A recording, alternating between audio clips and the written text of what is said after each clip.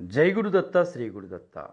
ఒక జాతి గొప్పదనం ఆ జాతి యొక్క భాష ఆచార వ్యవహారాల వలన, ఆ జాతిలో పుట్టిన మహాత్ముల వలను, ఆ జాతికి సంబంధించిన సార్వజనీన గ్రంథాల వలను వెలసిల్లుతూ ఉంటుంది. జ్ఞాన వైరాగ్యముల పుట్టినిల్లైన భారతావనిలో భాషాపరంగా జాతులను చూడగోరితే అందులో తెలుగు జాతికి ఒక విలక్షణమైన స్థానం ఉంది. సంస్కృతం తర్వాత అందునుండే పుట్టిన భాషల్లో అత్యంత అత్యంత సంస్కరించబడిన భాష మన తెలుగు భాష. మనకు అమ్మమ్మ సంస్కృతం అయితే మన తెలుగు అమ్మనమాట. అమ్మమ్మ సంతానంలోకెల్లా మన అమ్మ అత్యంత అత్యంత సౌందర్య రాశి, సంస్కారశీలి కూడా. అటువంటి భాష ఇప్పుడు సొంత పిల్లల చేతిలో నిరాదరణ గురవుతోంది. ఎంతోమంది మహానుభావులు మన తెలుగు భాషను కాపాడుకుంటూ వస్తూ ఆ భాష అంతరించిపోకుండా మన అందరికీ అప్పచెప్పి వెళితే ఈరోజు మన భాష ఏ స్థానంలోకి వెళ్ళిపోతుందో ఒక్కసారి అందరూ ఆత్మవ్యవస్థ చేసుకోవాలి. ఈ విషయంలో ఒక జాతీయతకు సాంప్రదాయము ప్రాణభూతి అమ్మది ప్రాణశక్తి అని త్రికరణ శుద్ధిగా నమ్మిన సంప్రదాయ భీష్ముడు. ఆయన మాట కరుకు మనసు వెన్న. ఆయన మరెవరూ కాదండి, మన తెలుగు సాహితీకారులకు జ్ఞానపీఠాన్ని రుచి చూపిన కవి సామ్రాట్, కళాప్రపూర్ణ, పద్మభూషణ్ విశ్వనాథ సత్యనారాయణ గారు. అందుకే సురాకృతి సుకృతమైన ప్రతిభకు భారతీయ ధర్మాన్ని ప్రతిబింబించే సాహిత్యాన్ని ఒక్క మార్గంగా తీసుకుని వర్తమాన కాలంలో ఆర్షధర్మానికి ఏకైక ప్రతినిధిగా నిలిచారు విశ్వనాథ సత్యనారాయణ గారు. తన జీవితాన్ని, సాహిత్యాన్ని భారతీయ వైభవానికి త్రికరణ శుద్ధిగా అంకితం చేసిన ఋషి వంటి కవి విశ్వనాథ సత్యనారాయణ గారు. ఆయన ఆహార పుష్టి గల మనిషి. ఉప్పు కారం అంటే ఇష్టం, ప్రత్యేకంగా పాలంటే మరింత ఎక్కువ ఇష్టం. కాఫీలో కానీ తాంబూలంలో కానీ ఎక్కువ పంచదార వాడేవారు. ఆయన ఆజానుబాహుడు. బ్రహ్మ తేజస్సు ముఖాన, సరస్వతీ సంపద వాక్కున, హృదయస్థానాలలో లక్ష్మీ కటాక్ష చిహ్నంగా బంగారుతో మలచిన తులసిమాల, మనస్సు నవ్యనవనీతం, వాక్కు దారుణాకండల శస్త్రతుల్యం. చదివేవి ఆంగ్ల గ్రంథాలైతే వ్రాసేవి ఆంధ్ర సంస్కృత గ్రంథాలు. చిన్నల్లో చిన్నగా, పెద్దల్లో పెద్దగా ఒదిగిపోయే స్వభావం విశ్వనాథ సత్యనారాయణ గారి. శారీరకంగా వ్యాయామం, యోగాభ్యాసం ఆయన నిత్యం అభ్యసించేవి. విమర్శలు, స్తోత్రాలు, తిట్లు, దీవెనలు, దారిద్ర్యం, ఐశ్వర్యం ఇలాంటి ద్వంద్వాలకు అతీతుడు విశ్వనాథ సత్యనారాయణ గారు. ఒక మాటలో ఆయన అపూర్వమైన దినుసు అని చెప్పవచ్చు. ఆయన కవిగా, పండితుడుగా, నవలా రచయితగా, నాటకకర్తగా, విమర్శకుడుగా, గాయకుడిగా రాణించగలిగారు. ఆంధ్రజాతి తన సంప్రదాయాలకు అనుగుణంగా ఆయన్ను కవి సామ్రాట్ బిరుదుతో సత్కరించింది. అంతటి మహానుభావుని జీవిత విశేషాలు ఈనాడు ఒక్కసారి మనం పరిశీలిద్దాం. విశ్వనాథ సత్యనారాయణ గారు, వారి తల్లిదండ్రులు పార్వతమ్మ, శోభనాద్రి. సంపన్న కుటుంబంలో పుట్టిన దారిద్ర్య వ్యధలను అనుభవింపక తప్పలేదు. సత్యనారాయణ గారికి వ్యక్తిత్వం ఎలా ఉండేదంటే ఒక విలక్షణంగా ఉండేది.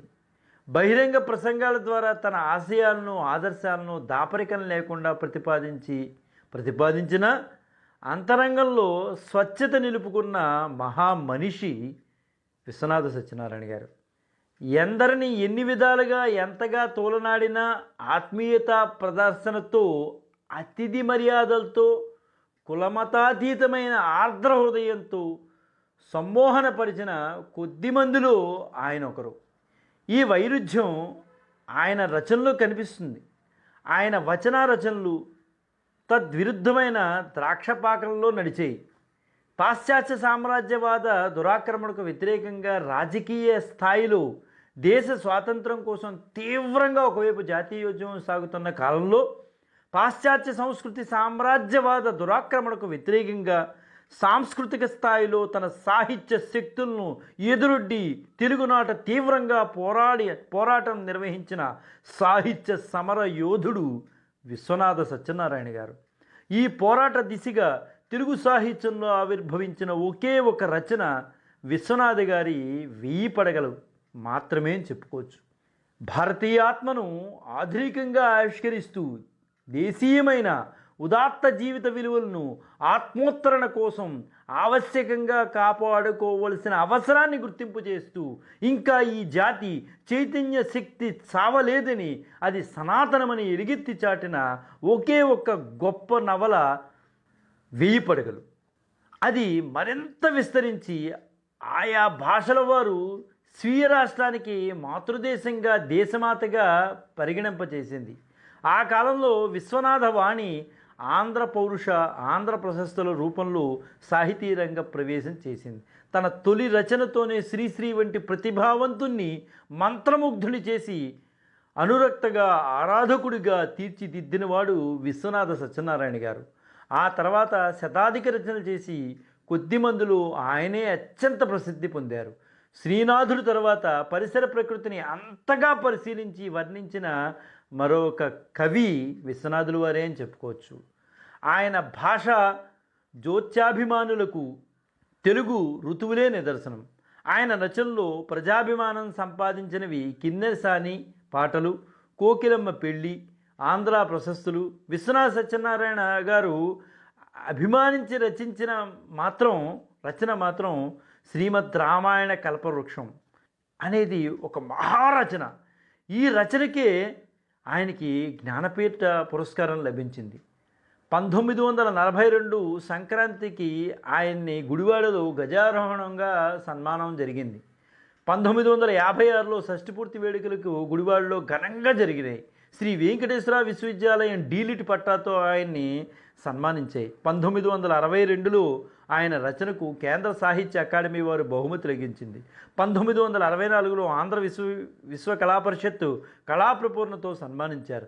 1970లో ఆంధ్రప్రదేశ్ ప్రభుత్వం ఆస్థాన కవిగా గౌరవించింది. 1970లో భారత ప్రభుత్వం పద్మభూషణ పురస్కారం గౌరవించింది.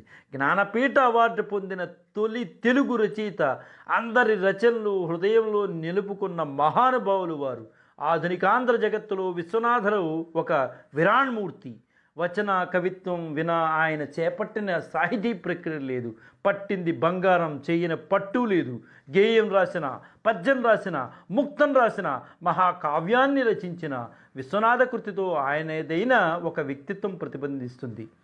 వాక్కులు, వాక్యంలో, శబ్దంలో, సమాసంలో, భావంలో, భావనలు, దర్శనంలో, విమర్శనంలో, భాషణంలో, భూషణంలో ఒక వైలక్ష్యం వెల్లివిరుస్తుంది.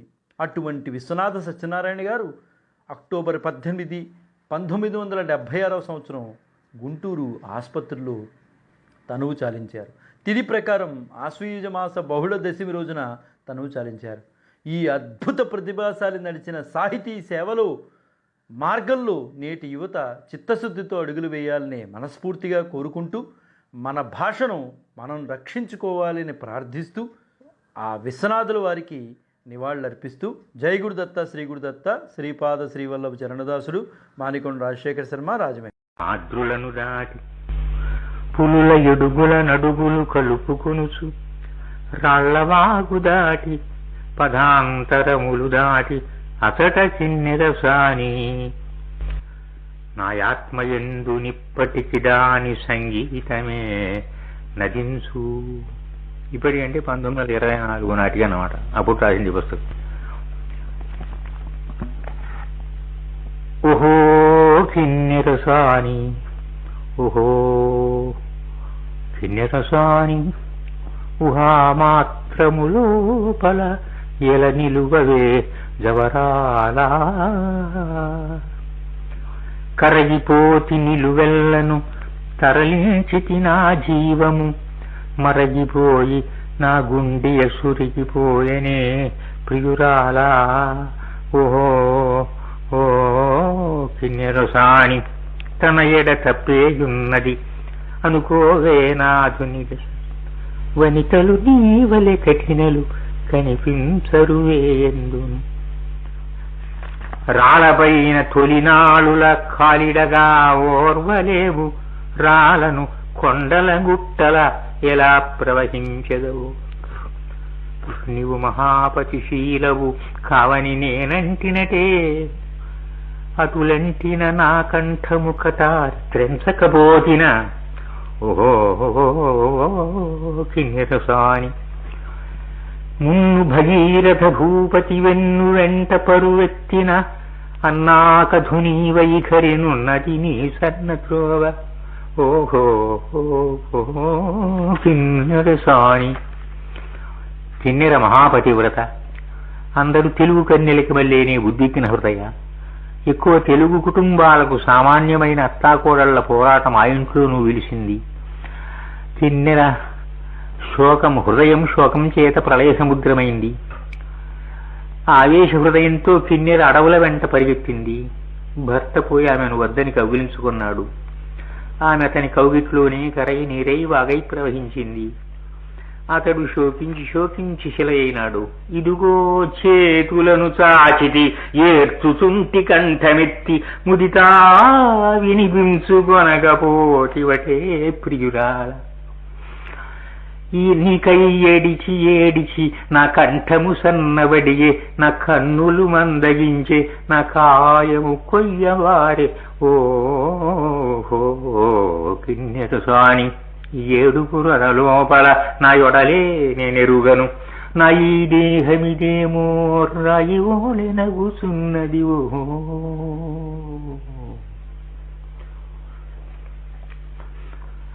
కరిగింది కరిగింది కరిగింది కరిగింది, కరిగి కిన్నెరసాని వరదలై పారింది. తరుణి కిన్నెరసాని తరకల్లు కట్టింది, పడతి కిన్నెరసాని పరుగుళ్ళు పెట్టింది. కరగగా కరగగా కాంత కిన్నెరసాని తరగతాలుల మధ్య తళతళ మెరిసింది. నురుసు పిండులతోడ బిరబిరా నడిచింది, ఇసుక నేలలపైన బుసబుసా పొంగింది. మాటి మాటికి కొండ మాదిరిగా పడి ఉన్న తన నీటుకాన్ని చేతుల కౌగిలిస్తుంది. పలకవాయని మ్రోతపడి పల్కరిస్తుంది. పతిగుట్టపై తాను రాలి ఏడుస్తుంది. నీలిమబ్బుల ఓలు నిడివి నీ చేతుళ్ళు, నన్నింక కౌగిలించకరావు కాబోలు. కడు ప్రేమతో చేరగా తీవు కాబోలు, నెమ్మదిగా నా యొడల్ నిమురవు కాబోలు. జలదేవతలు వచ్చి చెలబెట్ట పతిగుట్ట వదలగాలేకయా ముదిత కిన్నెరసాని తల్లి దగ్గర నుండి తన మెడకు పలుపోసి లాగగాబడ్డట్టి లేగలా సాగింది. బ్రతికి ఉన్నప్పుడు అతివ కిన్నెరసాని ఎంత ఒయ్యారియో, ఎంత నెమ్మది సానో, అంత ఒయ్యారమ్ము అడుగడుగు పోయింది. అంత ఇల్లాలి నెమ్మదితనము చూపింది. కెరటాలలో నురువు తెరచాలులో నీటి పొరజాలులో కిన్నెరటు కదలి ఇటు కదలి చిటి తరంగాలతో పుటి తరంగాలతో నటనాలు మొదలెట్టెనే. క్రొన్నీటి తుటుములా కదలాడెనే. నడి నీటిలో మేలి జరసందులో నీటి ముడి పొందులో కిన్నెరటు వంగి ఇటు వంగి రంగారు నలలతో పొంగారు నలలతో చెంగు చెంగున దూకెనే. కృంగ్రత్త సింగారములు ఒలికెనే.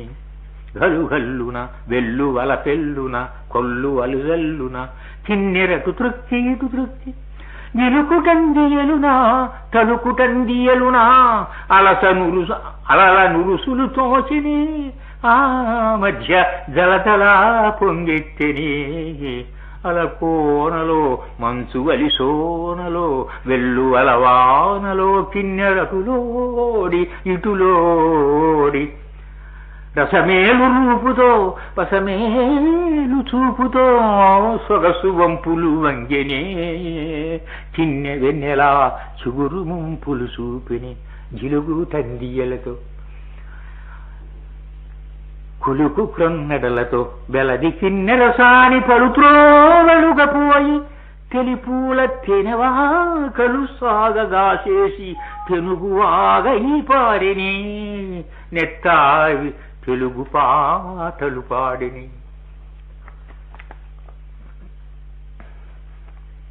కోణాలన్నీ ముంచుకొని వచ్చు సెలయేటి సాన కిన్నెరసాని జలజలాశ్రవించు తరగలో పైకెగయు మురుగులో కృంగృత్త తేనె కాలువలూరెనో అమృతంపు వాన చినుకులు జారెనో చెరకు పానకమెర్ర జీరపాకము ఓలే తరుణి కిన్నెరపాట తారవాడుట చూచి పువ్వులో లేసంజరువులో దానిమ్మ తెల తెల్లనైపోయెను కొంజిల్క పలుకులో పసదప్పెను. ఇలా వెళ్ళి నదిగా ప్రవహించి నాట్యం చేసి ఏమిటి పాపం దాని తిప్పలన్నీ పోడి చివరికి నదీనాం సాగరోగతి గనక సముద్రంలో మాత్రం ప్రవేశించక తప్పని స్థితిగా ఉంటే ఈ కిన్నెరేమో పతివ్రతాయ్, ఆ సముద్రుడేమో పరపురుషుడు. ఈవిడికి ఇష్టం లేదు. అసలు ఈవిడి ఇక్కడ బయలుదేరిందని ఆ సముద్రుడికి ఎట్లా తెలుసు ఆ రోజుల్లో? గలిపిల్లలే పోయి ఊదెను, మొగిలు కన్నెలే పోయి చెప్పెను, తగని కోరిక చేత తనలో కడలి రాజు సొగసు కిన్నెరసాని చూడాలెననిపించి ఉర్రటలుగెను. మిరికి చూచెను, మిసమిసని మింటికై పొంగెను, మసక మసకల కళ్ళు విప్పెను. ఎంత దూరానందో ఈ చిన్ని పడుతంచు సంతోషమే మేను సగవనమ్ముగా మారి మిరిమిరి చూచెను. బొటవ్రెళ్ళ నిలచెను, ఉబికి కెరటాలూగులాడెను, గుబురులై ఉప్పొంగిపోయెను. తన యొడలు తనకేమో తెలియనట్లయిపోయి తరుణి కిన్నెర ఎందమే లోకమైపోయి సలపెళా కాగెను, గలగలా ఊగెను. తన నీటి గుణమెందు పోయెను, తన చల్లదనమెందు దాగెను. పరగ తనలోనున్న బడబాగ్ని శిఖ పొంగి తన శరీరం మెల్ల దహించినట్లుగా తటపటయిపోయెను, తపించిపోయెను. గంగ తన ఇల్లాలు కాదటే, యమున తన ఇల్లాలు కాదటే. ఎంతమంది లేరు ఇన్ని ఏళ్ళు వచ్చి చిన్ని వాగును చూచి చిత్తమెరియించుకో తనకు నిధి తగదు. కడలి రాజునకు ఏనాటి ముసలి కడలి, ఏనాటి పెద్ద ఈ కామమునకై బడలిపోయెనటన్న తనకేమి పరువు. కడలి రాజునకు తనకున్న మర్యాద ఎంత, తనకున్న గౌరవం బెంత. లోకాలు తప్పు త్రోవల పోవునాయేని సర్ది చెప్పకలట్టి సామంతుడీ రాజు తానుగా దిగినా. తప్పుదారులకు అన్ని వాగుల వంటిదవునా, అన్ని తోగుల వంటిదవునా. మంచి కిన్నెరసాని మగనికెక్కిన సాన కొంచెమేమో పొంది కోపమిట్లయినంత తన్ను పొందునటే తనకు దక్కునటే.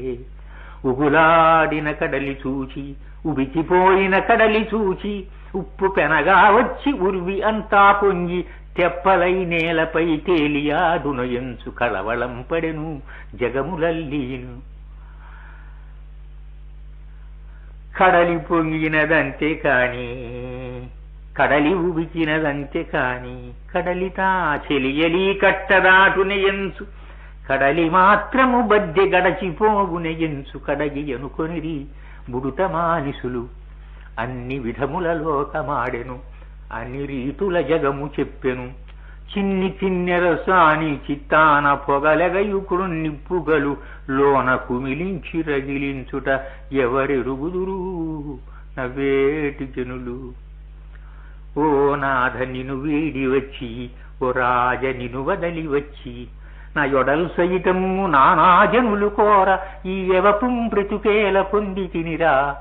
అంచు వగచినది, అంచులురలినది, అసటనే నిలచిపోనెంచు, అసటనే ఆగిపోనెంచు. కాని నీటి గుణము కదలిపోవునే గాని సాన కిన్నెర కోర్పి సాగించునే తాను జలజలా కదలి బిలబిలా కదలి రాయడ్డముగ చేసి నిలుచు పొదలడ్డముగ చేసి ఆగు ఇంత నిలిచి తినంచు నుంచి లోను పొంగి పొంత పొంతల రాళ్ళు పొదలు పై పై పొంగి అడవి పరుగెత్తు అంతలో ఏడ్చు హాయని కిన్నెర ఏడ్చెన్ తన మనోహరుడు శిలయైనాడని తానేమో ఈ వాగైనానని హాయని కిన్నెర ఏడ్చెన్ ఇలా పాపం కొంతసేపటికి ఏడుస్తుంది. ఏడుస్తే చివరికి గోదావరి నది అడ్డం వచ్చి ఈ నదిని తనలో కలుపుకుంటుంది. ఆ రీతిగా పరపురుష సంఘం పరిహారం అయిందని అర్థం. గోదావరి దేవి గుండె జల జలలాడి ఆదగుని మనస్సు కదలాడి జాలి పాదులో పెళ్ళగిలిబూడి కిన్నెరా గేదంగి తెల్లరే చెత్తు క్రొత్తరగలో చదుకొని పెనుతరగలూగి ఆవాగు ఆదుకొని ఆమె వగపాగి గోదావరి దేవి కొసతలుకు ముత్తెముల మాదిరి శలంగు కెరటాలు చిన్ని సాధు కిన్నెర తరంగాలు లేదలుకు వెన్నెలలో దలిరు మల్లికల ముదలించిన ఎట్లు పొలిచే అవ్వా అవ్వా అవ్వా అని పాదలించిన ఎట్లు పొలిచే. ఇలా కలిసిపోయినారు కలిసి. అప్పుడు కొంచెం కలుసుకున్నాడు. సముద్రుడు కోపం వచ్చింది. అతను ఏదో కొంచెం పెళ్ళాన్ని కొంచెం బెదిరించబోయినాడు. ఆవిడేం సామాన్యురాలు కాదు, బెదిరించడం చేత కాకపోయింది. వెళ్ళిపోయి కిన్నెర నడుస్తూ ఉంది. నడుస్తూ ఉండగా ఈ అనేక ఋతువుల యందు అనేక రకాలుగా ఉంటుంది ఈ కిన్నెర. అనేక ఋతువుల్లో ఒక్కొక్క ఋతువులో ఒక్కొక్క రీతిగా ఉంటుంది ఆ కిన్నెర.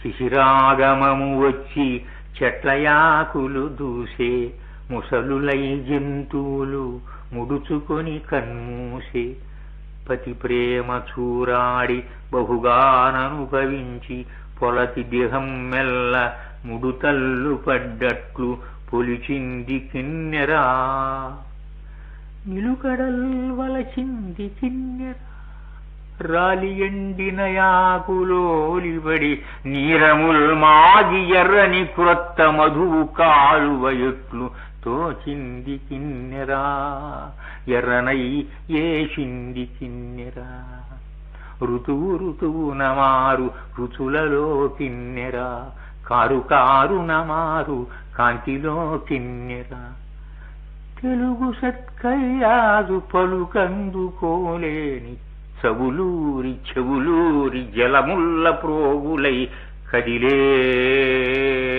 కదిలేను కిన్నెరా సాగేను కిన్నెరా తెలుగు దైవము భద్రాద్రిపై నెలకొన్న రామయ్య అతన్ని దర్శనము చేసే త్రోవ ఆచింది కిన్నెరా తెలుగు యాత్రికులకు అందించు చల్లని నీడ పుణ్యాత్మ కిన్నెరా తెలుగు యాత్రికులకు అందించు చల్లది నీరు పూతాత్మ కిన్నెరా తెలుగు దైవం